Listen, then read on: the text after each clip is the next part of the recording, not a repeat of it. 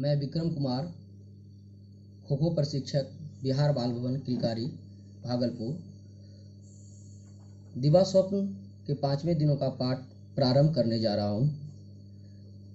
प्रधानाध्यापक बोले, मैं सोच ही रहा था कि आज जरूर कुछ घटेगा, लेकिन ठीक ही तो है। इन महाशय को एक बार अनुभव की जो आवश्यकता है, बिना उसके ये सहज ही चुप नहीं बैठेंगे। कहीं पाठशाला में भी खेल खिलाए जाते हैं। मैंने कहा, साहब, खेल ही तो पढ़ाई है। दुनिया की बड़ी बड़ी शक्तियाँ खेल के मैदान पर ही पैदा हुई है। खेल का मतलब है अनुशासन। प्रधानाध्यापक बोले, तभी तो मारपीट हुई और सिर फूटा।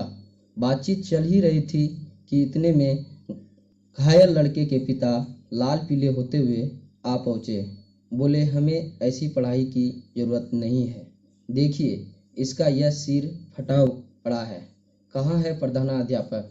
किसने मारा है इसे? मैंने कहा, देखिए महाशय, लड़के खेलने गए थे, वहाँ आपस में ये लड़ पड़े और इसे चोट लग गई। पिता ने कहा, तो इसको खेलने की इजाज़त किसने दी? पाठशाला में पढ़ाई होती है या खेल? ये सारा दिन गली कुचों में खेला ही करते हैं ना। आप लड़के को पढ़ाना चाहते हो तो भेजूं, नहीं तो बंद कर दूं। मैं चुपचाप सुनता रहा। प्रधानाध्यापक बोले, भाई साहब सुनिए, ये महाशय हमारे एक नए शिक्षक हैं और पढ़ाई के नए नए प्रयोग करते हैं। आज इन्होंने खेल का एक प्रयोग किया था। यह सिर की चोट उसी का परिणाम है। लड़के के पिता बोले, मुझे आपके इन प्रयोगों की ज़रूरत नहीं है। लड़कों को अच्छी तरह पढ़ाना हो तो पढ़ाएं, नहीं तो हटा लूं। दूसरे सब शिक्षक मूँछों में मुस्कुरा रहे थे। ऐसी स्थिति में मैं भला क्या बोलता। घर गया, खाना अच्छा नहीं लगा, कमरे में जाकर बैठा और सोचने लगा, भाई ये तो एक आफत ही खड़ी हो गई। खैर, उन्हें खेल के नियम तो बताए ही हैं और भी बताऊंगा।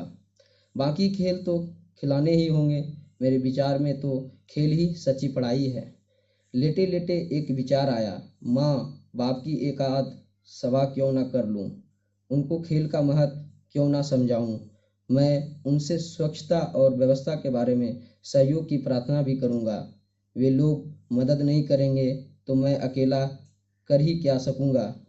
क्या अपने बच्चों के लिए वे इतना भी नहीं करेंगे? हम शिक्षक लोग माँ बाप से सहयोग की प्रार्थना क्यों नहीं करते? यह दोष तो हमारा ही है। तो कल ही अभिभावकों की सभा क्यों ना बुला लूं। सभा जुड़ी, पर इसको सभा भी कहा जाए या नहीं। 40 माँ बाप के नाम पत्र भेजे गए थे। कुल 7 अभिभावक ही आए थे। मेरी निराशा की सीमा नहीं रही। मैंने भाषण की बड़ी अच्छी तैयारी की थी, पर क्या करता, आखिर मैंने अपना भाषण शुरू ही कर दिया। सोचा हमारा काम तो प्रयत्न करना है, भाषण का भी यह एक प्रयोग ही सही। 1 घंटे तक मैंने बड़ी गंभीरता पूर्वक भाषण दिया। 7 सज्जनों में से एक को घर से बुलावा आ गया और वह चले गए। दूसरे दुविधा में फंसे मेरी बातें सुनते रहे। बातें सब महत्व की थी और उनको समझना बहुत जरूरी था। मैंने उन्हें सच्ची और झूठी पढ़ाई का भेद बड़ी बारीकी से समझाया। मैंने उन्हें बताया कि आध्यात्मिक उन्नति का स्वच्छता के साथ क्या संबंध है। मैंने उन्हें खेल और चरित्र निर्माण की जंजीर भी जोड़कर बताई। मैंने उन्हें अंतःस्थल से उगने वाले सच्चे अनुशासन की महिमा और उसका महत्व को समझाया और आजकल की प्रचलित शिक्षा पद्धति का और अनुशासन का खंडन किया। लेकिन यहाँ तो चिकने घड़े पर पानी डालने वाली मिसाल थी। बेचारे 2-4 अभिभावक जो मारे शर्म के आ गए थे, वे भी घर जाने को उतावले हो रहे थे। भाषण खत्म होते ही वे भी चले गए। रह गए हम शिक्षक और हमारे अधिकारी। साहब ने जरा हंसकर कहा, लक्ष्मी शंकर जी, यह तो भैंस के आगे बीन बजाई गई। भाई, तुम्हारी इस फिलॉसफी को समझता कौन है? पीछे से किसी शिक्षक ने धीमी आवाज में कहा, अजी मूर्ख है मूर्ख। मुझे अच्छा तो नहीं लगा, लेकिन मैं जब्त कर गया। मैंने मन ही मन यह अनुभव भी किया कि मैं अभी थोड़ा पठित मूर्ख तो जरूर हूँ। मैं भी तो नहीं जानता कि साधारण लोगों के सामने भाषण कैसे करना चाहिए। सब शिक्षक हंसते हंसते घर चले गए। 10-12 दिन बीते और मैंने पुस्तकालय के काम को हाथ में लिया। कहानियाँ बहुतरी कही जा चुकी थी। लड़के चौथे दर्जे के थे। अब उनके हाथ में पुस्तकों के आने की जरूरत थी। मैंने लड़कों से कहा, कल चौथी पुस्तक और इतिहास के दाम लेते आना, यहीं से सब प्रबंध करेंगे। दूसरे दिन एक लड़का चौथी किताब और इतिहास लेकर ही आ गया।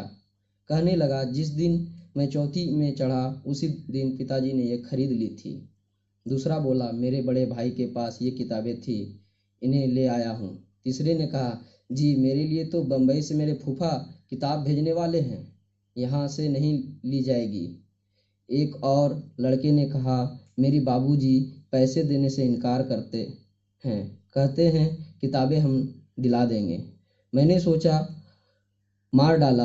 कल्पना में तो पुस्तकालय बनाना आसान था, लेकिन वास्तव में काम बड़ा टेढ़ा है। कुछ विद्यार्थी पैसे भी ले आए थे। मैंने पैसे रख लिए और रसीद देकर लड़कों से कहा, अच्छी बात है। दूसरे दिन लड़के कहने लगे, हमारी चौथी पुस्तक, हमारा इतिहास। मैंने कहा, तुम्हारे पैसों से मैं कहानी की नई किताबें लाया हूँ। तुम कहते ना थे कि तुम्हें कहानी की किताबें पढ़ने में मज़ा आता है। लड़के बहुत खुश हुए। अच्छे अच्छे रंगीन गत्तों और चित्रों वाली किताबें देखकर वे उन पर टूट पड़े। मैंने कहा, हमारे पास तो अभी सिर्फ 15 किताबें हैं, 15 जने पढ़ सकेंगे। बाकी के 20 मेरे पास आ जाएं और मैं जो पढ़ता हूँ उनको सुने। गड़बड़ घोटाले से बचने के लिए मैंने कहा, पहले 15 विद्यार्थी किताबें पढ़ें और बाकी के सब मेरे पास आएं। 15 जनों ने 15 किताबें उठा ली और उन पर भूखे बाघ की तरह टूट पड़े। मैंने कहा, देखो, एक किताब पढ़ चुके तुम मेज पर लाकर रख दो और दूसरी वहाँ पड़ी हो तो उठा ले आओ। इससे एक एक करके तुम सबको सब किताबें पढ़ने मिल जाएंगी। दूसरों को मैंने अपने पास बिठा लिया और आदर्श वाचन शुरू किया। मैं प्रफुल्ल भाव से भाव भंगिमा सहित पढ़ने लगा। लेकिन उन 15 जनों के पढ़ने की आवाज़, ओह! जरा रुक कर मैंने कहा, अरे भाई, तुम सब मन में पढ़ो, हमें कुछ दिक्कत होती है। कुछ देर के लिए शोर कम तो हुआ, लेकिन उन्हें मुख वाचन की आदत नहीं थी।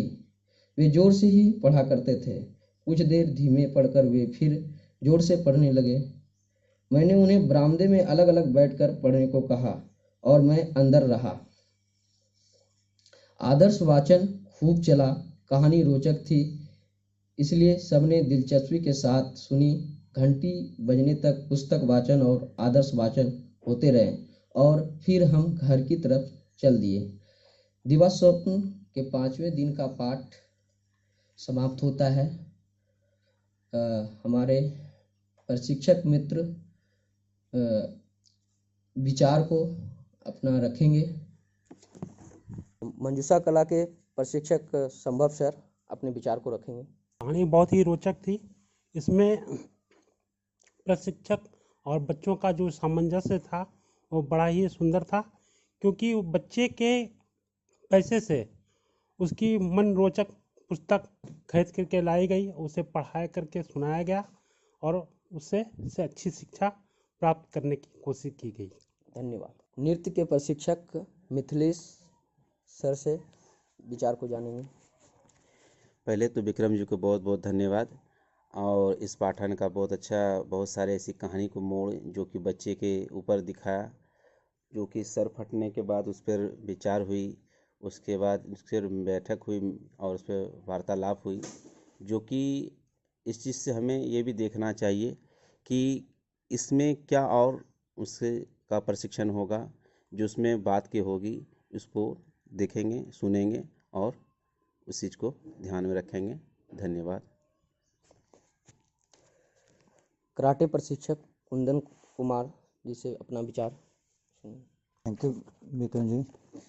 इस कहानी से ये पता चला कि जो है ना, बच्चे खेल खेल में कभी कभी झगड़े कर लेते हैं, तो इसमें गार्जियन लोग भी इन्वॉल्व हो जाते हैं कि नहीं, हमारे बच्चे को मारा या पीटा। तो इस कहानी से ये पता चला है कि जो उन्होंने सोचा कि नहीं, चलिए एक गार्जियन का मीटिंग बुलाते हैं और जो है सभी गार्जियन को खेल का महत्व बता के उसको जानकारी दें, और जो है तभी जो कि बच्चे में भी डिसिप्लिन आएगा और गार्जियन में भी समझेंगे। तो इस प्रकार से उन्होंने सोचा कि आगे हम उसको बच्चे को समझाने की कोशिश करते हैं। धन्यवाद। नाटक प्रशिक्षक साहिल सर से सुनेंगे विचार। नमस्ते विक्रम जी। आज की कहानी मूल रूप से जो कहती है, इसमें बहुत सारे आयाम हैं जिनकी कहानी छोटी है, छोटा सा अंश था। उस दिन जो सस्पेंस रहा था आज क्लियर हुआ, और लेकिन इस छोटे से अंश में इतनी बड़ी बात है, या ट्रेनिंग देने का या प्रशिक्षण देने का, एक शिक्षक के तौर पे सीखने का एक इतना बड़ा मैसेज है कि हम सब, मैं कहानी को उस आयाम से अभी सुन रहा था, तो मैं उसी पे थोड़ा सा आप सबको ध्यान लाना चाहूँगा कि प्रशिक्षण का जो ज़रिया, जो तरीका उन्होंने अपनाया। सबसे पहले तो आज हम उनको पढ़ रहे हैं, उन्होंने अलग किया इसीलिए पढ़ रहे हैं, लेकिन जब नवाचार की शुरुआत उन्होंने की, रटे रटाए ढर्रे से जो प्रशिक्षण चल रहा था, उसमें ये घटनाएं, ये चीज़ें, ये गतिविधियां नवाचार का काम कर रही थी बच्चों के लिए। कहानी सुनना, खेलना, उन्होंने कभी कल्पना भी नहीं की थी। तो एक तरह से उनको विद्यालय से लगाव हो रहा था, वो खेलने के लिए ही सही विद्यालय जा रहे थे, उनको एक आदत लग रही थी विद्यालय जाने की, तो उन्होंने इस तरह से काम किया। फिर दूसरे तरफ से जब ट्रेनिंग की बात आई तो उन्होंने ठीक इसी तरह काम किया। सबसे पहले तो बांटने का, हम सहभागिता सिखाएं अपने बच्चों को अपने ट्रेनिंग में, ये भावना पैदा करने के लिए किताबों वाली वो घटना। अब किताबों से प्यार हो, सबसे पहले पढ़ने की आदत तो हो जाए, अगर आदत हो जाती है तो पढ़ेंगे। उनको तो 1 घंटा आधा घंटा इन्वॉल्व रहने की आदत हो। तो शुरुआत में आदर्श वचन ना हो बच्चों के लिए, उनके साथ, और हम लोग जैसा कि फॉलो भी करते हैं बाल भवन में कि चेयर का उपयोग नहीं करते हैं, यानी चेयर का उपयोग ये सिंबल है कि हम लोग बैठते नहीं हैं, या बच्चों के सामने हम बच्चों के साथ बच्चा बन के काम करते हैं। तो वो थोड़ा एनर्जेटिक होकर हम लोगों को काम करना चाहिए, इससे ये सीख मिली। और कहानी तो बहुत अच्छी है, मज़ेदार, और उनका जो स्ट्रगल है वो सुनने में काफ़ी मज़ा आ रहा है। और किस तरह से, खास करके ये चीज़ देखने लायक है कि किस तरह से उन समस्याओं का वो समाधान करते हैं। बिल्कुल चमत्कार नहीं होता है, वो समय लेता है, वो परेशानियाँ आती हैं, वो भी विचलित होते हैं। तो ऐसे सब भाव कम से कम कमोबेश हम जिन बच्चों के लिए प्रशिक्षण का काम करते हैं, एक साथ हर उम्र के बच्चे, ये बहुत बड़ा कार्य है, बहुत बड़ा टास्क है कि आपके क्लास में 8 साल की बच्चे भी हैं, 16 साल के भी बच्चे हैं, दोनों को एक साथ ट्रेनिंग देना, दोनों के अलग अलग मेंटल लेवल पे उनको इन्वॉल्व करना। तो ये एक अच्छा बढ़िया मैसेज मिला। बहुत बहुत धन्यवाद विक्रम जी, और आपने बहुत ही बढ़िया पाठ किया, बहुत बहुत धन्यवाद। मूर्तिकला के प्रशिक्षक मनोज सर से सुनेंगे विचार। मैं मूर्तिकला प्रशिक्षक मनोज कुमार। हमें इनमें स्वप्न पाठ में यही जानकारी मिले कि खेल के साथ साथ मनोरंजन होना, या किसी भी प्रकार के मनोरंजन, पुस्तक पढ़ना भी अनिवार्य है, ताकि उन्हें अच्छा लगे और वो कुछ अच्छा करने की कोशिश करें। धन्यवाद। सहायक कार्यक्रम पदाधिकारी गीता दी से सुनेंगे दिवास्वप्न पाठ के विचार। पिछले पाठ में हम लोगों ने सुना था कि बच्चों को खिलाने बाहर ले जाते हैं गीजू भाई, और बच्चे बाहर जाके लड़ाई करते हैं, खेलते खेलते सिर फूट जाता है। उस पाठ को सुन के ऐसा लगा था आगे क्या होने वाला है, एक सस्पेंस था। एक सिस्टम में बदलाव की बात थी, दूसरी कम्युनिटी से लड़ाई थी, तीसरी अपने ही सिस्टम से लड़ाई थी, अपने सीनियर्स से लड़ाई थी, अपने सहकर्मी से लड़ाई थी। और आज के पाठ में ये क्लियर हो गया कि कम से कम लोग इन चीज़ों को तो डाइजेस्ट कर गए कि उनको स्कूल से, सिस्टम से, सोसाइटी से बाहर नहीं निकाला गया। और अब भी वो योजना बना रहे हैं कि बच्चों में अनुशासन लाने के लिए वो आगे खिलाएंगे। बहुत बड़ी बात है, और इसमें वो सफल हुए हैं, कहीं ना कहीं सफल हुए हैं, तभी लोग डाइजेस्ट कर पाए हैं कि हाँ ये आगे खिलाएंगे। तो अब ये है कि अच्छा देखते हैं क्या होता है, आप सफल होते हैं इसमें, नहीं होते हैं, लोग सपोर्ट करते हैं, नहीं करते हैं। दूसरा नया चीज़ स्टार्ट कर रहे हैं, बच्चों को उनके कोर्स की किताब नहीं देके उनके ही पैसों से उनको रोचक कहानियों की किताब दे रहे हैं। गीजू भाई का एक प्रयास है कि वो बच्चों को सिर्फ किताब से जोड़ें, जिस भी तरीके से जोड़े, बच्चे रोचक कहानी पढ़ने के लिए ही किताब पढ़ें, लेकिन किताब पढ़ें। अब आगे के पार्ट में देखना है कि क्या होता है, पेरेंट्स का रिएक्शन, हमारे सिस्टम का रिएक्शन या उनके सहकर्मी का, सबका रिएक्शन क्या होता है कि इतिहास के किताब की जगह वहाँ कहानी की किताब आई है। तो बहुत ही इंटरेस्टिंग है और आज का पार्ट बहुत अच्छा लगा। Thank you Vikram ji. धन्यवाद दी। आज का पाठ समाप्त होता है।